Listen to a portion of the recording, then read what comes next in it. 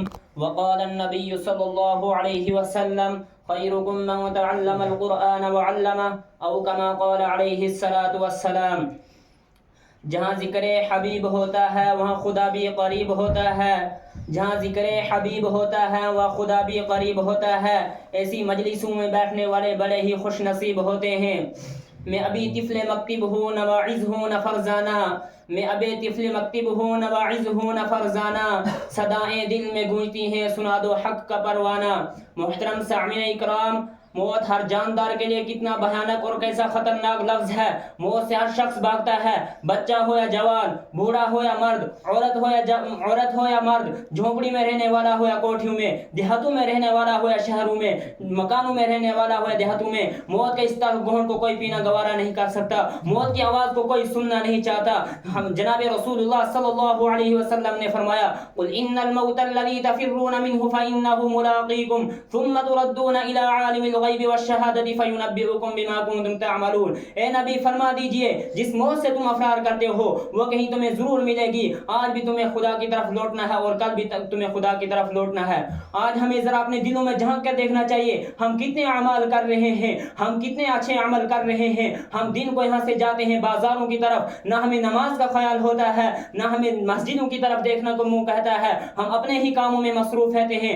اذان ہو رہی ہوتی ہے، ہم دکان بھی نہیں بند کر سکتے، ہم نماز کی طرف نہیں جا سکتے، ہم اپنے ہی کام میں مصروف ہوتے ہیں. حی علی الصلاۃ او نماز کی طرف، حی علی الفلاح او کامیابی کی طرف، لیکن ہم اس وقت نماز کی طرف نہیں جاتے، ہم اپنے کام میں مصروف رہتے ہیں.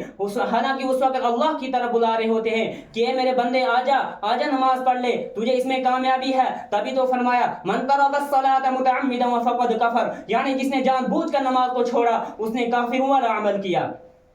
ہمیں چاہیے کہ ہم 5 وقت خدا کے دربار میں اپنی پیشانی کو جھکائیں، اللہ تعالیٰ کی سرخ روح ہو جائیں. ہم اپنے گھروں میں جائیں، اپنی ماؤں بہنوں کو دعوت دیں، ماؤں بہنوں کو دیکھیں کہ ان کی نماز درست ہے یا نہیں. ہمیں تو خود اپنی نمازیں درست ہیں لیکن اپنے گھر والوں کا پتہ نہیں، اپنی ماؤں بہنوں کا پتہ نہیں کہ ان کے نمازوں کا کیا حال ہے. کل قیامت کے دن ہمیں پوچھا جائے گا کہ تم تو خود نماز پڑھ رہے ہوتے تھے لیکن تم نے اپنی ماؤں بہنوں کو ذرا ایک آیت بھی سکھائی تھی؟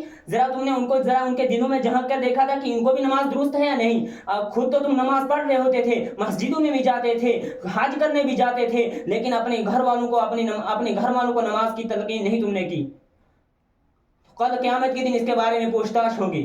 جب انسان دنیا سے چلا جاتا ہے تو اس کے ہاتھ خالی ہو جاتے ہیں. سکندر بادشاہ دنیا کا ایک بہت بڑا بادشاہ تھا. جب وہ 7 ملکوں کا بادشاہ تھا، جب دنیا سے جا رہا تھا تو اس نے اپنے وزیروں سے کہا کہ جب میں اس دنیا سے چلا جاؤں گا تو میرا ہاتھ کفن سے باہر نکال دینا. وزیروں نے کہا ایسا نہ فرمائیے، ہم تو نمک حرامی ہوں گے اگر ہم کفن سے ہاتھ باہر نکال دیں گے. فرمایا یہ بات نہیں ہے، میں کفن سے ہاتھ اس لیے باہر نکال رہا ہوں کہ لوگ یہ سمجھے کہ آج 7 ملکوں کا بادشاہ بھی دنیا سے جا رہا ہے لیکن خالی ہاتھ جا رہا ہے، ساتھ کچھ بھی نہیں جا رہا ہے.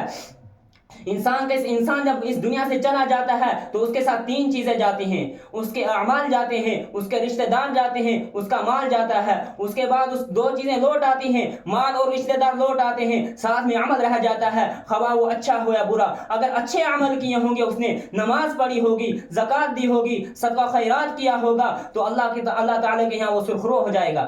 جب اس کو قبر میں اتارا جائے گا تو قبر اگر اس نے اچھے عمل کیے ہوں گے تو قبر اس سے کہتی کہ اے بندے آ جا، تو جتنے بھی دنیا میں میرے پر لوگ چلتے تھے تو مجھے انہیں پسند تھا، تو میرے اوپر چلتا تھا، میں تجھے پسند کرتی تھی، آج تو میرے اندر رکھا گیا ہے، آج تو تیرے ساتھ میں دیکھ کیا سلوک کرتی ہوں. جب وہ بندہ قبر کے بیچ چلا جاتا ہے، قبر اس کے لیے اتنی کشادہ ہو جاتی ہے کہ وہ قبر میں آرام سے دلہن کی نیند سو جاتا ہے. جو بندہ دنیا پر نہ نماز پڑھتا ہے، نہ روزہ رکھتا ہے، نہ صدقہ کرتا ہے، جب وہ اس دنیا سے چلا جاتا ہے قبر اس سے کہتی ہے کہ اے بندے تو میرے اندر آیا لیکن تجھے یہ پتا نہیں میں تیرے ساتھ کیا سلوک کروں گی. تو میرے اندر تو آ گیا مگر تیرے ساتھ میں کیا سلوک کروں گی. تو میرے اوپر جتنے بھی دنیا میں لوگ چلتے تھے تو میرے اوپر چلتا تھا، تو مجھے کھرتا تھا، تو آج میرے اندر تو آ گیا ہے، تجھے آج میں اپنا منہ دکھاتی ہوں. میں کیڑے مکوڑوں کا گھر ہوں. تجھے تو میں پہلے ہی پکار رہی ہوتی تھی کہ اے بندے میں کیڑے مکوڑوں کا گھر ہوں، میرے اندر تو نے آنا ہے، تو کہاں جا رہا ہے؟ تو اللہ کی طرف سرخ رو ہو جا، مگر تم پیچھے نہیں ہٹا.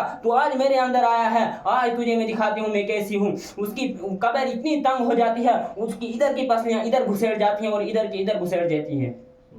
ہمیں اللہ تعالیٰ کے یہاں توبہ کرنی چاہیے. ابھی وقت ہے, ابھی ہم نوجوان ہیں, ابھی ہم سوچ رہے ہوتے ہیں کہ ابھی تو ہم جوان ہیں, ابھی بڑھاپا آئے گا, ابھی بچپنا ہے, تب تک ہم پھر اللہ کی عبادت کر رہے ہوں گے. لیکن موت کا کوئی بھروسہ نہیں, موت کبھی بھی آ سکتی ہے. موت بچے کو بھی آ سکتی ہے, جوان کو بھی آ سکتی ہے, بوڑھے کو بھی آ سکتی ہے. موت کا کوئی اٹل فیصلہ نہیں, موت کسی بھی وقت آ سکتی ہے. ہم اس وقت یہاں بیٹھے ہیں, ہم صبح سحری تک رہیں یا نہ رہیں, ہمارا کیا پتہ ہم نماز فجر تک رہیں یا نہ رہیں. اس کے بعد ہمارا بھی مسجدوں سے اعلان ہو جائے کہ فلانا اس وقت چلا گیا ہے یہاں سے, فلانے کا جنازہ فلانے وقت پر ہوگا. ہمیں اللہ تعالیٰ کے یہاں توبہ کرنی چاہیے. ابھی وقت ہے, ہم اللہ تعالیٰ کے یہاں توبہ کریں, ہم اللہ تعالیٰ کے یہاں سرخرو ہو جائیں اور آخرت میں ہمیں حساب کتاب میں آسانی ہو جائے. وآخر دعوانا الحمدللہ رب العالمین.